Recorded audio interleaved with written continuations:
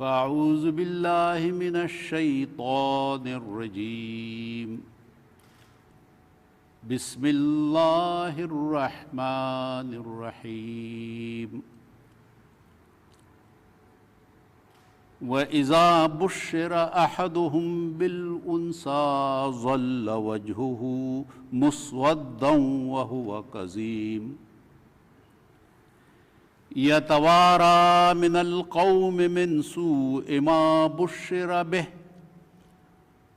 أَيُمْسِكُهُ عَلَىٰ هُونٍ أَمْ يَدُسُّهُ فِي التُّرَابِ أَلَا سَاءَ مَا يَحْكُمُونَ صدق اللہ العظیم۔ الحمدللہ ہم ربیع الاول کے مقدس مہینے سے گزر رہے ہیں، اور آج اسلامی تقویم کے اس مقدس ترین دن، مقدس ترین مہینے کا نصف ہے، 15 ربیع الاول ہے۔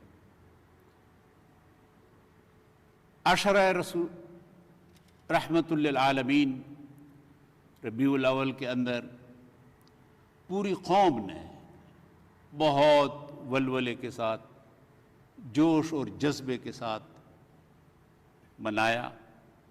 رسول اکرم صلی اللہ علیہ وسلم کے ذکر سے ہماری زبانیں تر ہو گئی، نعت شریف کے محافل ہوئے، جس کی وجہ سے ہماری نوجوان نسل میں بالخصوص الحمدللہ ایک رفق کی، ایک نرمی کی، رقت کی کیفیت طاری ہو گئی، اور ہمارے عظیم ترین پیغمبر رسول اکرم صلی اللہ علیہ وسلم کے ساتھ محبت اور ان کے ساتھ تعلق کی نئی روایات قائم ہو گئی۔ اس پر ہم اللہ تعالیٰ کے بے انتہا شکر گزار ہیں۔ ربیع الاول کا مہینہ اگر ہم اس انداز سے منانے کی کوشش کریں کہ یہ محض ایک مہینہ نہیں، ایک رسم نہیں کہ جو سرگرمیاں ہم بطور رسم منائیں، بلکہ اگر اس کو ہم ایک تذکیر، ایک یاد دہانی، ایک عہد، ایک وعدے کے طور پر منائیں کہ اب ہم نے یہ وعدہ کرنا ہے، یہ عہد کرنا ہے کہ یہ جو باقی 11 مہینے ہیں، ان 11 مہینوں میں ربیع الاول کے مہینے سے ہم نے جو رسول اکرم صلی اللہ علیہ وسلم کی حیات مبارکہ اور تعلیمات کے بارے میں سنا ہے اور سیکھا ہے، اس کو اپنی عملی زندگی میں لائیں گے، اور ہماری روزمرہ کی سرگرمیوں میں ان کی تعلیمات کا، ان کی اسوہ حسنہ کا مکمل انعکاس ہوگا۔ رحمت للعالمین کے حوالے سے گزشتہ جمعے جو گزر گئے تو اس میں گفتگو ہوئی۔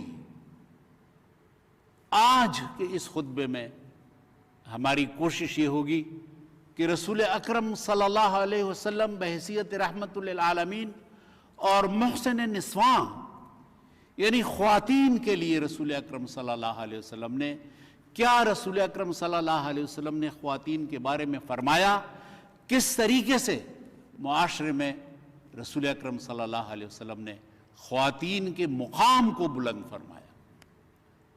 یہ جو میں نے آپ کے سامنے آیت تلاوت کی، اس آیت میں اس طریقے کی طرف اشارہ ہے، اس رسم کی طرف اشارہ ہے کہ جو کچھ قبائل میں، عربوں میں رائج تھا کہ جب بیٹیاں پیدا ہو جاتی تھی تو باپ کا چہرہ جو تھا وہ کالا ہو جاتا تھا، اس کا دل جو تھا وہ غمگین ہو جاتا تھا، وہ کڑتا رہتا تھا، اور پھر وہ مٹی تلے، بنو مٹی تلے اپنی بیٹی کو زندہ درگور کیا کرتے تھے۔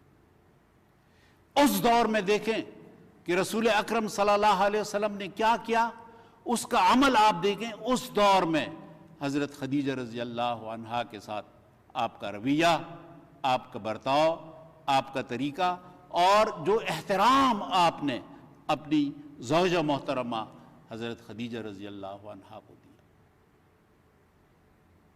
بہت بڑی اپنی وقت کی تاجرہ تھی، سینکڑوں ان کے ملازمین تھے، یقیناً ان ملازمین کی تجارت ہوتی تھی شام اور یمن میں، تو ان کا حساب کتاب بھی رکھنا تھا، تو وہ ایک تاجرہ تھی بہت بڑی، اور اس قسم کی خاتون کے ساتھ آپ رشتہ ازدواج میں منسلک ہوئے۔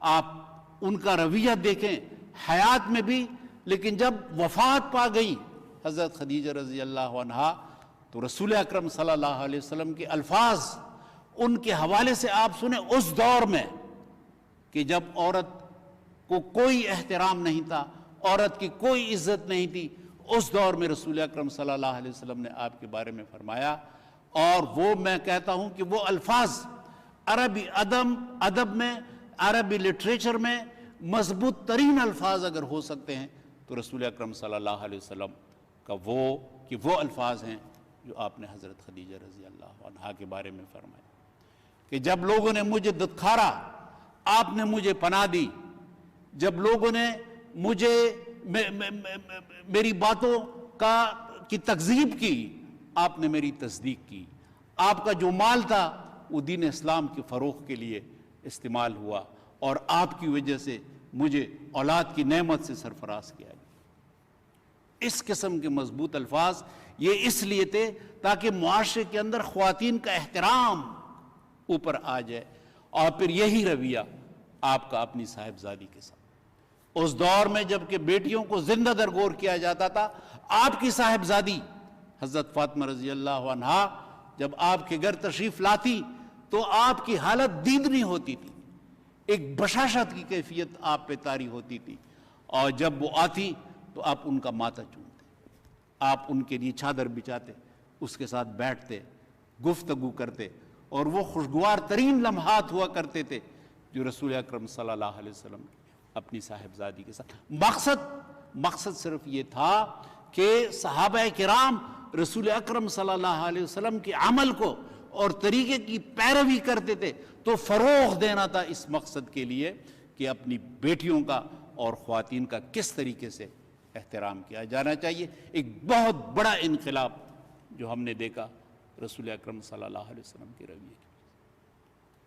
پھر جو علم کا فروغ ہوا، 1250 تو اس دور کی محدثات ہیں کہ جنہوں نے حدیث کی روایت کی، اور مردوں نے ان سے روایت کی، حضرت عائشہ رضی اللہ عنہا اور حضرت حفصہ رضی اللہ عنہا، حضرت ام سلمہ رضی اللہ عنہا، ازواج مطہرات، ان کی وجہ سے فتوے آئے، ان کی وجہ سے مسائل کا استنباط ہوا، ان کی وجہ سے علم کا فروغ ہوا، اور بعد کے ادوار میں تو مختلف مؤرخین نے ذکر کیا ہے تو تقریباً 8000 خواتین تھی کہ جو حدیث کی ماہر تھی، ان کی مہارت تھی حدیث کی اور فقہ کے اندر اور قرآن کے اندر۔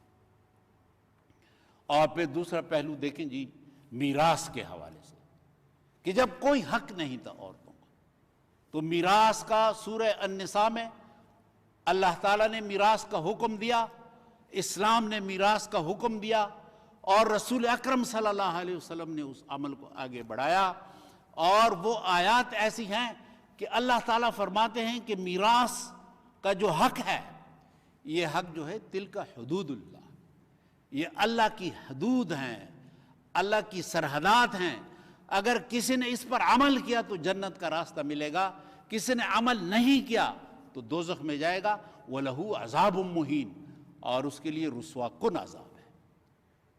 فقہاء یہ لکھتے ہیں کہ میراث کا حق جو ہے یہ اختیاری نہیں ہے، میراث کا حق اجباری ہے، میراث کا حق اضطراری ہے، کوئی میراث سے دستبردار نہیں ہو سکتا، کیونکہ تلک حدود اللہ، یہ اللہ کی حدیں ہیں، آپ اللہ کی حدوں کو پار نہیں کر سکتے، چنانچہ یہ اضطراری ہے، لازماً اس کو میراث کا حق ملے گا، اور بیٹیوں کو بھی، بہنوں کو بھی میراث کا حق ملے گا۔ یہ وہ پہلا دین ہے کہ جس نے میراث کے اس حق کو اس قدر فوقیت دی اور عورتوں کو میراث کو. اور یہ الحمدللہ ہمیں خوشی ہے کہ پاکستان کے قانون میں اس کا اندراج اور اس کا انعکاس موجود ہے. اور یہ اب ہماری ذمہ داری ہے کہ قرآن پاک کی ان آیات کی روشنی میں ہم لوگوں کو یہ سمجھانے کی کوشش کریں کہ آپ اپنی اولاد کو اور اپنی بیٹیوں کو، اپنی بہنوں کو اولاد کے حق سے محروم نہیں کر سکتے.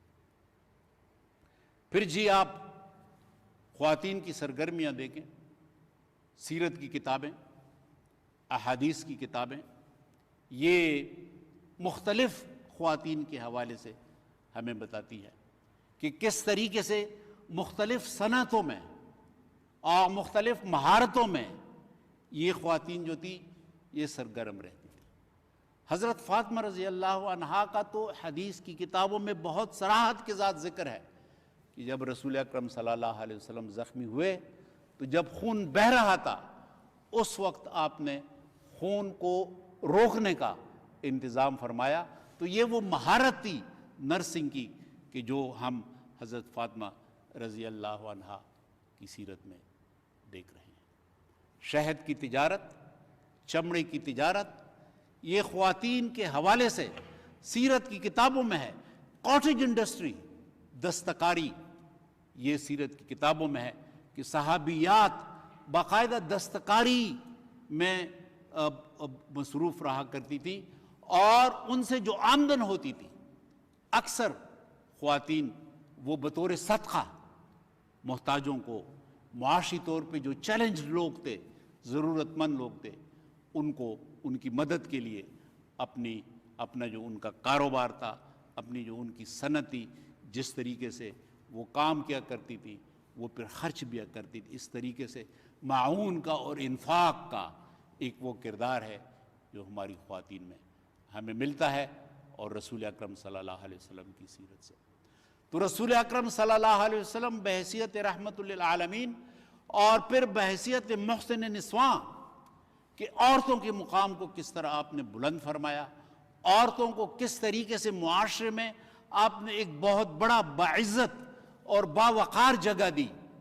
تو یہ ضرورت اس بات کی ہے کہ آج کہ یہ جو بہت مقدس مہینہ ہے اور بالخصوص آج کا دن کہ یہ نصف ربیع الاول ہے، ہم یہ عہد کریں کہ رسول اکرم صلی اللہ علیہ وسلم نے جس طرح کا درس ہمیں خواتین کے حوالے سے دیا ہے وہ ہم اپنے گھروں میں لے جائیں اور اپنے والدین خود اپنے اوپر اپنی اولاد کو سمجھانے کی کوشش کریں اور اس طریقے سے ان کے حقوق جو اسلام نے دیے ہیں، قرآن پاک نے دیے ہیں اور پھر رسول اکرم صلی اللہ علیہ وسلم نے ان کا عملی مظاہرہ فرمایا ہے. تو ربیع الاول کے اس مقدس مہینے کا تقاضا ہے کہ اب ان کا عملی اطلاق بھی ہو اور ان کا عملی نفاذ بھی ہو اور ہم اس کو اپنی شخصیت کے اندر، اپنے کردار کے اندر، اپنے محلے اور اپنے گھروں کے اندر بھی لے جائیں. تو جب یہ ہوگا انشاءاللہ تو پھر ربیع الاول کو جس طریقے سے ہم منا رہے ہیں اس کے تقاضے جو ہیں وہ انشاءاللہ پورے ہو جائیں گے. یہ چند گزارشات تھی جو آج کے جمعے کے خطبے کے لیے میں چاہتا تھا کہ آپ کے سامنے پیش کروں. اللہ تعالی ہم سب کا حامی اور ناصر ہو. اللہ تعالی ہمارے ملک کو، پاکستان کو اغیار سے، دشمنوں سے جو عناد رکھتے ہیں ان کے شر سے محفوظ رکھے. وآخر دعوانا ان الحمدللہ رب العالمین.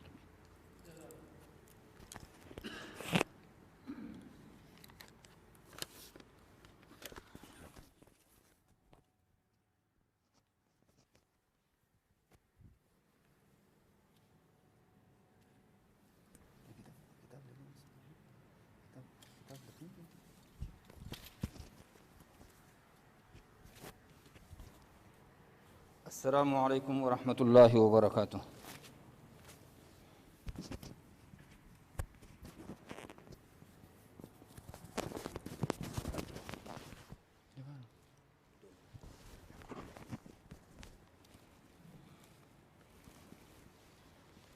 اللہ اکبر، اللہ اکبر،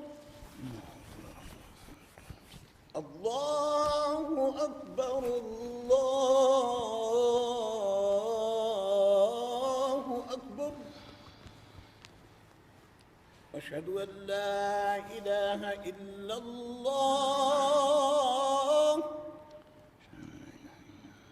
أشهد أن لا إله إلا الله أشهد أن محمدًا رسول الله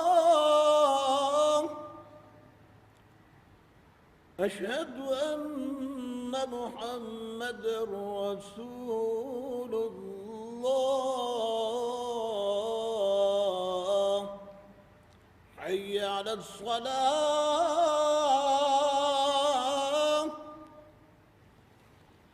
حي على الصلاة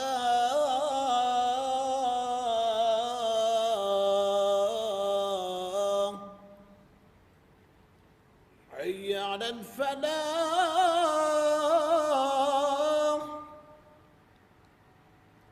حي على الفلاح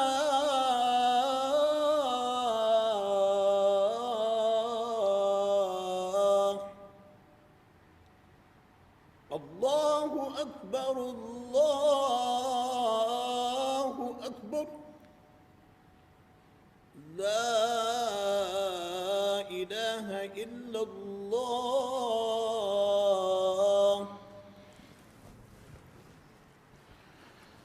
الحمد لله رب العالمين، والصلاة والسلام على أشرف المرسلين وعلى آله وأصحابه ومن تبعهم بإحسان إلى يوم الدين. أما بعد، فيا عباد الله، يقول الله تبارك وتعالى مقدما سورة المرأة في الجاهلية قائلا: وإذا بشر أحدهم بالأنثى ظل وجهه مسودا وهو كظيم يتوارى من القوم من سوء ما بشر به أيمسكه على هون أم يدسه في التراب. ومثل هذه الآية أنزلت في سورة التكوير: وإذا الموءودة سئلت بأي ذنب قتلت. فإن المرأة محرومة من جميع حقوقها بداية من الحياة ونهاية لو بقيت حتى من الميراث.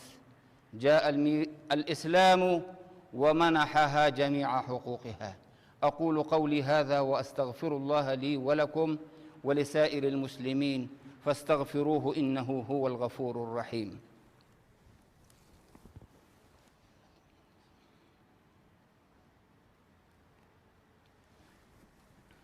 الحمد لله نحمده ونستعينه ونستغفره، وأشهد أن لا إله إلا الله وحده لا شريك له، وأشهد أن سيدنا ومولانا محمدًا عبده ورسوله. فيا عباد الله، إن الله تبارك وتعالى أنزل في سورة النساء آيات مباركات التي تتعلق بميراث المرأة والرجل. قال الله تعالى: يوصيكم الله في أولادكم للذكر مثل حظ الأنثيين. فإن النساء التي يرثن من الرجال عددهن 12 من ذوي الفروض، وأما الرجال فهن فقط 4. فهذا إحسان للإسلام مع المرأة. إن الله يأمر بالعدل والإحسان وإيتاء ذي القربى وينهى عن الفحشاء والمنكر والبغي يعظكم لعلكم تذكرون. واذكروا الله يذكركم وادعوه يستجب لكم ولذكر الله تعالی اعلی و اکبر. صفحہ درست فرما لیجیے گا. اندر کے خلا کو جلدی سے پر کرنے کی کوشش کیجیے گا. جہاں جہاں مقرر کردہ نشان ہے اس پہ نماز ادا کرنے کی کوشش کیجیے گا.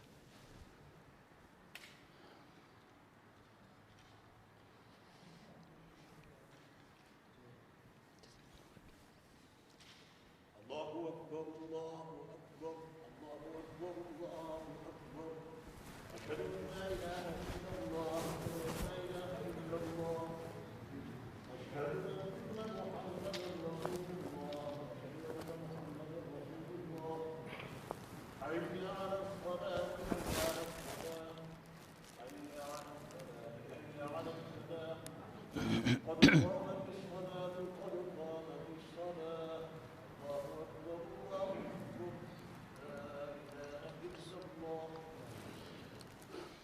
الله أكبر.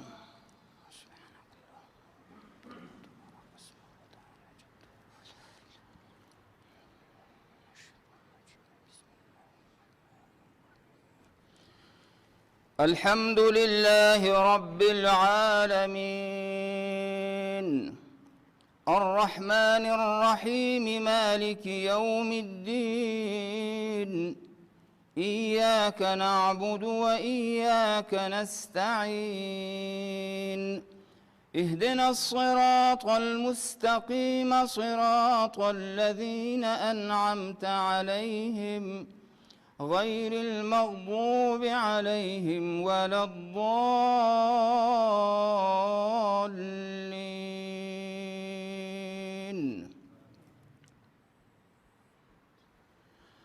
قد أفلح من تزكى وذكر اسم ربه فصلى بل تؤثرون الحياة الدنيا والآخرة خير وأبقى إن هذا لفي الصحف الأولى صحف إبراهيم وموسى.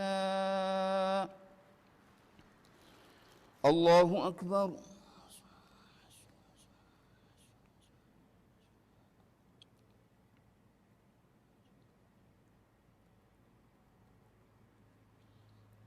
سمع الله لمن حمده.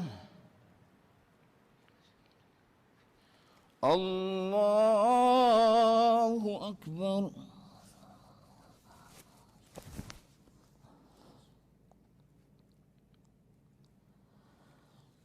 الله أكبر. الله أكبر.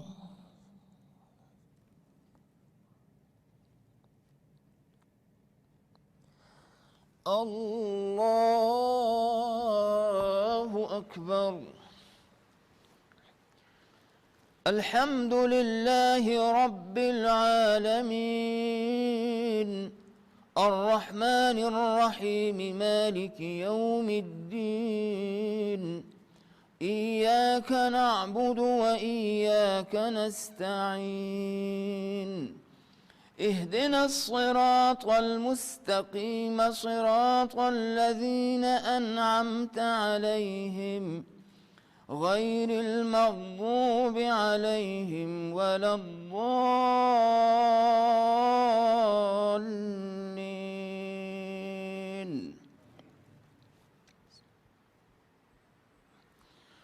قل أعوذ برب الناس ملك الناس إله الناس من شر الوسواس الخناس الذي يوسوس في صدور الناس من الجنة والناس. الله أكبر.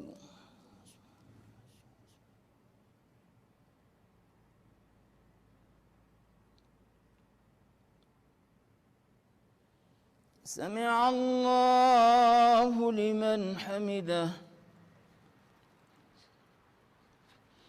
الله أكبر.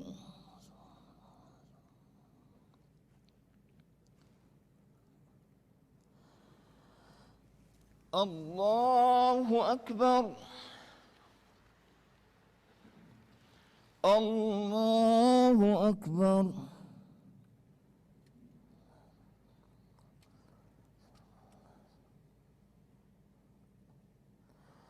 الله أكبر.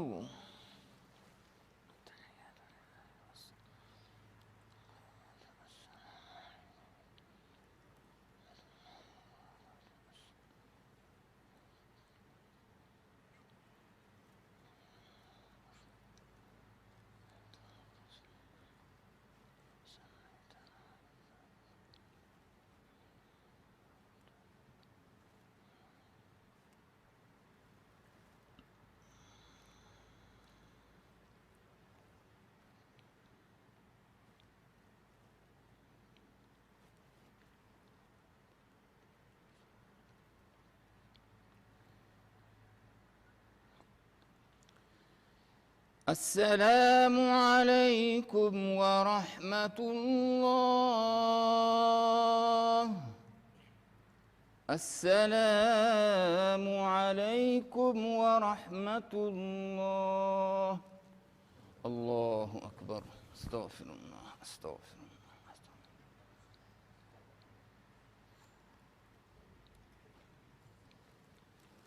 الحمد لله رب العالمين، والصلاة والسلام على خاتم الأنبياء والمرسلين وعلى آله وأصحابه أجمعين. ربنا آتنا في الدنيا حسنة وفي الآخرة حسنة وقنا عذاب النار. ربنا تقبل منا إنك أنت السميع العليم، وتب علينا إنك أنت التواب الرحيم. اللهم أرنا الحق حقا وارزقنا اتباعه، وأرنا الباطل باطلا وارزقنا اجتنابه. اللهم اكفنا بحلالك عن حرامك، واغننا بفضلك عمن سواك. اللهم إنا نسألك الخير كله ونعوذ بك من الشر كله. اللهم إنا نعوذ بك من الهم والحزن والعجز والكسل والبخل والجبن وغلبة الدين وقهر الرجال. اللهم سلمنا وسلم ديننا وسلم وطننا، ولا تسلط علينا من لا يخافك فينا ولا يرحمنا، ولا تسلب وقت النزع إيماننا، وارزقنا خيري الدنيا والآخرة. اللهم اغفر لنا واغفر لوالدينا واغفر لجميع أقاربنا ولأساتذتنا ولكل من له حق علينا، ولمن وصينا بدعاء الخير، ولجميع المؤمنين والمؤمنات والمسلمين والمسلمات الأحياء منهم والأموات يا أرحم الراحمين. اللهم إنا نجعلك في نحورهم ونعوذ بك من شرورهم. اللهم من أراد بنا سوءا فاشغله بنفسه ورد كيده في نحره، واجعل تدبيره تدميرا. وصلى الله تعالى على رسوله محمد وعلى آله وأصحابه أجمعين برحمتك يا أرحم الراحمين. آمين.